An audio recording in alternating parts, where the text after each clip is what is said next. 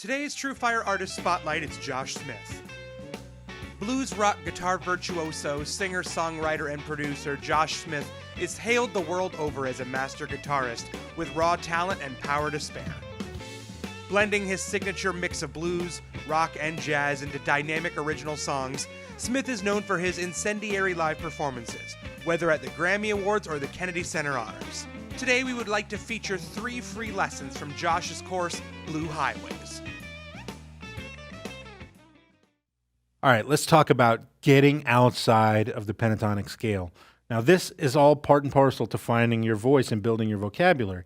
So here I was, a young man playing guitar already for, 7, 8 years. I started playing when I was 6. So by 13, 14, as silly as it sounds, I was pretty good. And I was well-versed in blues and able to play, and improvise pretty much any time just playing blues. And I felt pretty good about myself.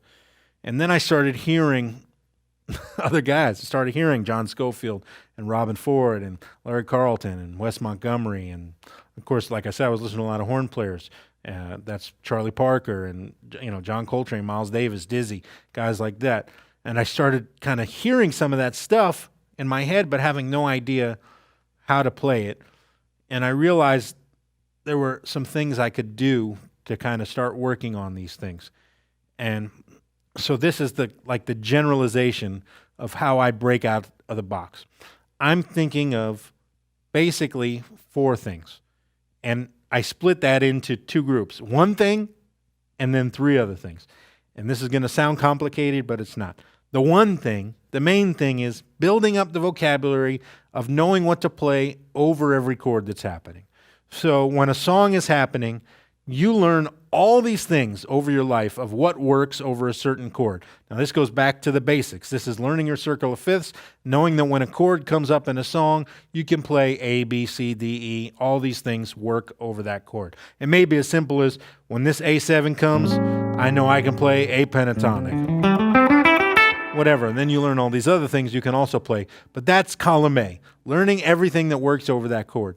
Column B is connecting that chord to another chord. Now, this is the crux and the basis for jazz. What do guys do to connect one chord to the other? Now, you always hear guys talk about playing the changes. Well, there's 2 ways to play the changes. There's playing over the changes, and to me, there's the more important one, which is playing through the changes. Now, the difference is playing over the changes means when a chord change happens, you then play something that works over that chord. So I eliminate that phrase, playing the changes, over the changes, because that all works into column A. That's learning what to play over each chord. Playing through the changes is how do you connect one chord to another. Now that's the 3 things that I'm going to talk about right now. I connect these chords together in 3 ways: chromatics, turnarounds, and diminished or augmented chords.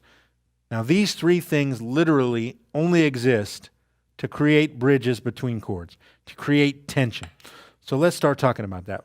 Chromatics. What do I mean by chromatics? Well, I just mean stuff as simple as, moving from one chord to the next via chromatically. So let's say I'm going from A to D. I may play,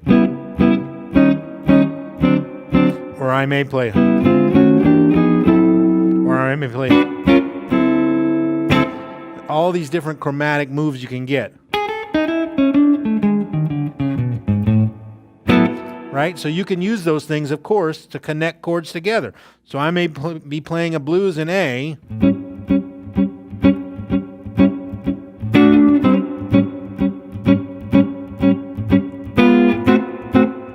And as simply as chromatically connecting those chords like that, I'm creating something that connects chords together. I'm playing through the changes. So I would start to take those ideas and put them into my solos. So I'd play,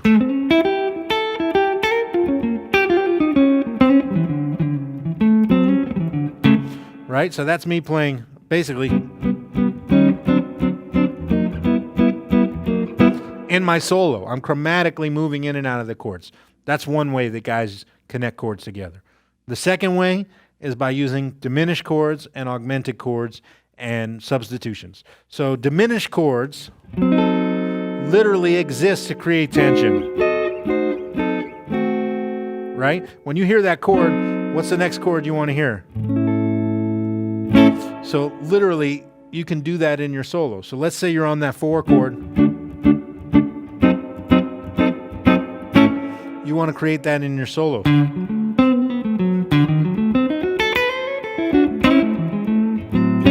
That's me playing the diminished scale, going from D to E flat diminished to lead me back to the 1, to A. So you can do that all over the place to connect chords together. And then the big one is the 2-5-1 turnaround. You can take this 2-5-1 turnaround and use this all over music. In fact, in jazz, a lot of songs are written solely by 2-5-1s changing keys, things like giant steps and things like that, which is very advanced. But for sake of the argument, let's say we're going from that same A to D, from the 1 to the 4.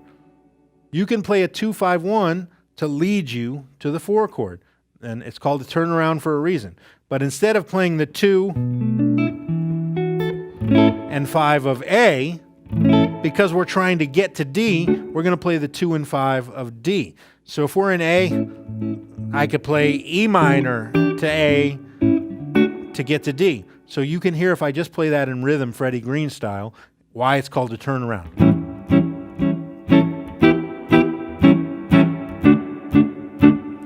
Because it literally turns the phrase around and leads me to that chord. So what if I did it in my solo?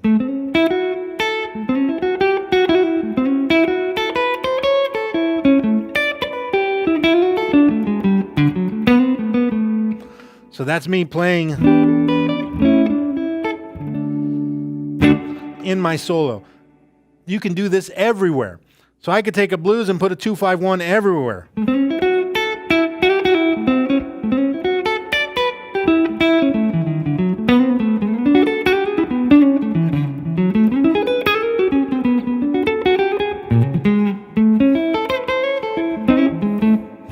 So I use the 2-5-1 to turn around between all 3 chords of the blues, back and forth, to create kind of that feeling of going through the changes. Now, when you're on the chords, you learned all that stuff to play. But those other tools are what you use to put them together. And that's what helps you kind of get outside of the box. And there's also all these other things you can do, all those other scales, all those other modes. There's no way around doing the homework on that. Learning, that melodic minor, you can play that over the 5th degree of the scale and things like that.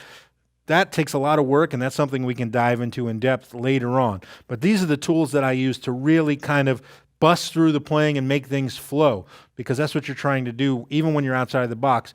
When you're playing through the changes, you're trying to make things flow together and not make it sound like you're changing keys when a new chord comes around. And that's how you do that, by connecting the dots. And to me, those are the tools to make those things happen.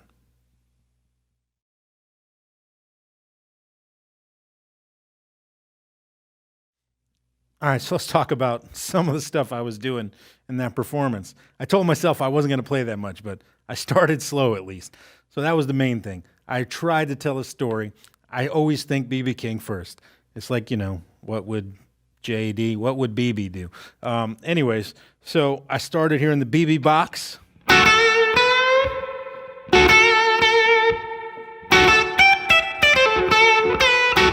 Now, this just immediately puts me into the flow of the solo right away. Those phrases, immediately, I can't help but be da-da-da-ba-da, and I'm in it. So that little slur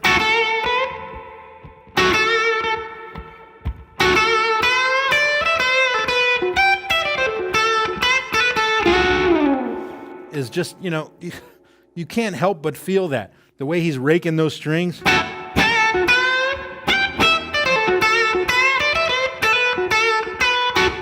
That little double stop.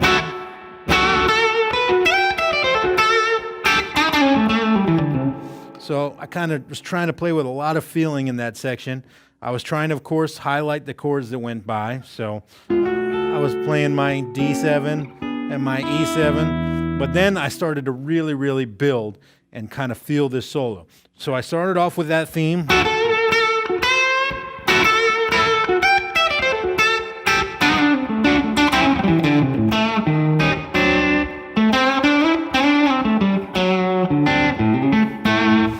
as we kind of started to get along, I started to mix up my timing and my phrasing to build moments in the solo. So I started to double time things. Now this is a really cool lick. It's really just pentatonic, but I'm using chromatics.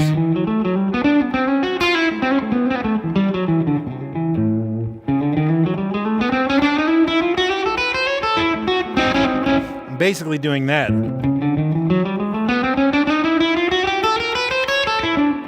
But I'm doing it this way. Ending licks a lot on the 7th is a beautiful thing.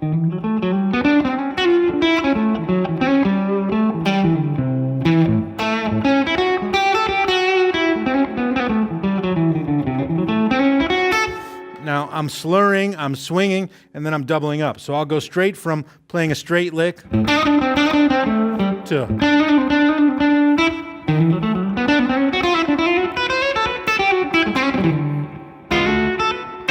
So that's the way you create an interesting solo, is mixing up your time and your phrasing. So let's get that lick slow and fast.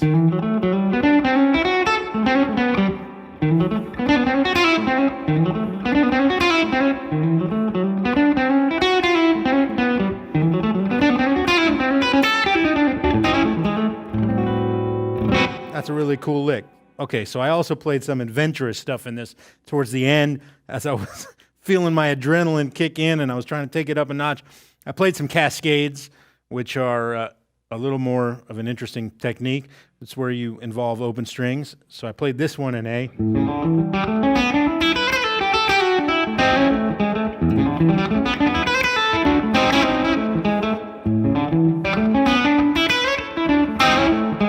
It's a pretty amazing lick, actually. I love playing it.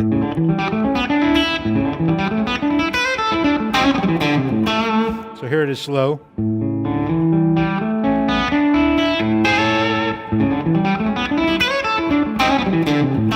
But I love it on a shuffle feel. You could play it.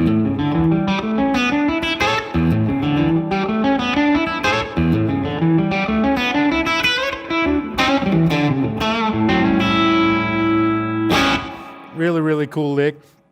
And you can bust out of it cool.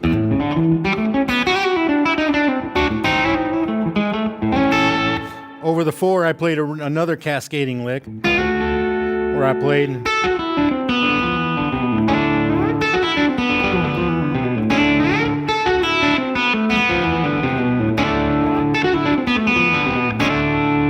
but it's cool in the middle of a blues you play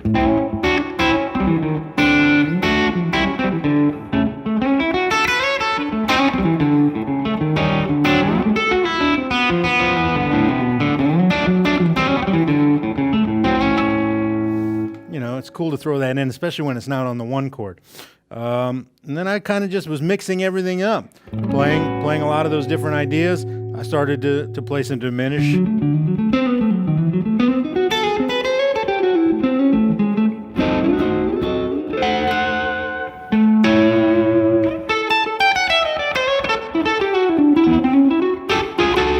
And then I ended the solo by simplifying again and getting back to B.B. King, and then I was reacting to what the drummer, whose name is Lamar, was doing. I started playing a repetitious, repetitive lick. Now,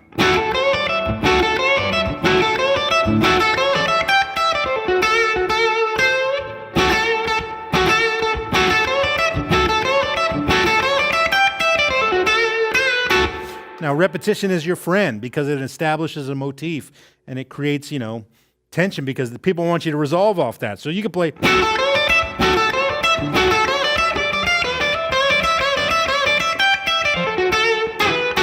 they wanted to resolve and get out of there. These are all kind of the things I was doing in the middle of this solo. Once again, it's a straight blues in A, so have fun on it.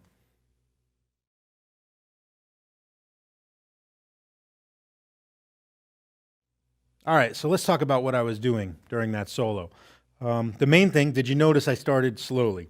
I tried to develop a theme to the song. So we're in D minor. I started off here in this position. And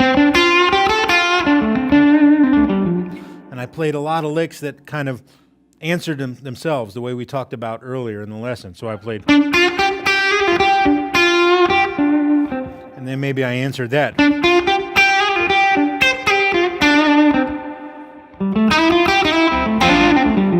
I played some stuff like that that really fit in the D minor 7 chord. It's just an arpeggio.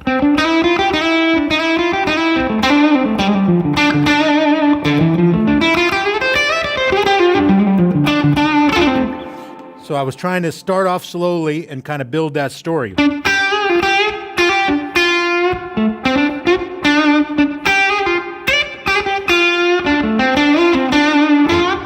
So then I also was kind of mixing in some interesting stuff on this D minor. So I did a lot of hybrid picking. One thing I did on the 5th position of the minor pentatonic scale was do kind of this drone technique. It's, when you have a note that never changes. So I was doing...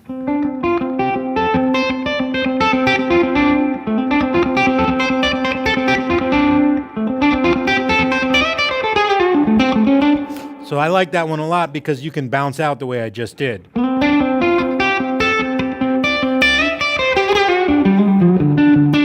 here it is at speed. Or you could just bend out it. I really like those type of licks.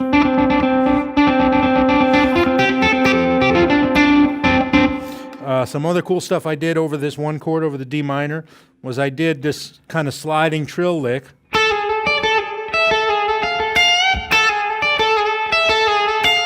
Which at speed sounds really cool.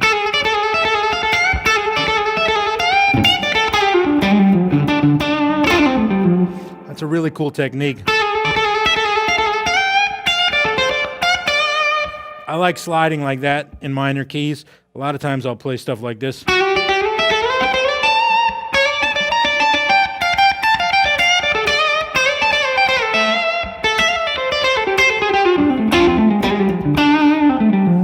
It's really cool technique.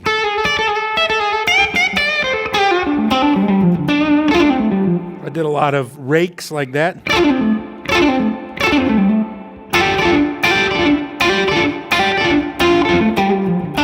So really slow, that's like...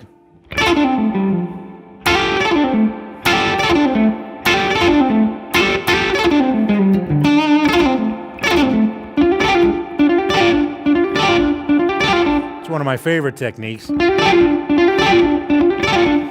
then I did let go one really cool melodic minor, like in D minor, so...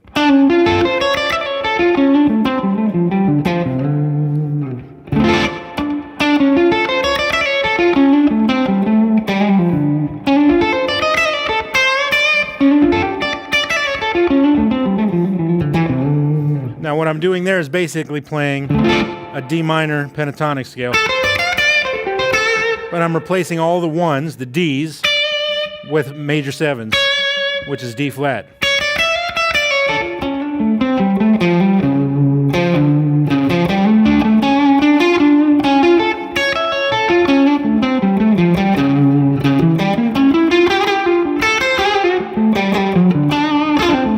Just a really cool technique for creating tension. Then we got to the 4 chord, which changed from minor to dominant.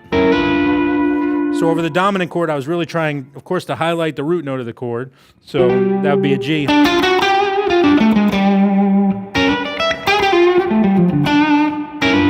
I would also highlight that 7.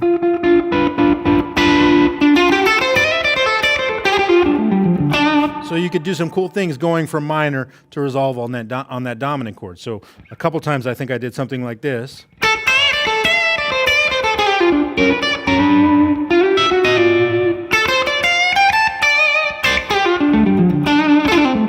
That jumping around between, well, that's the basic sound. From D minor 7 to G7. So same thing on the 5.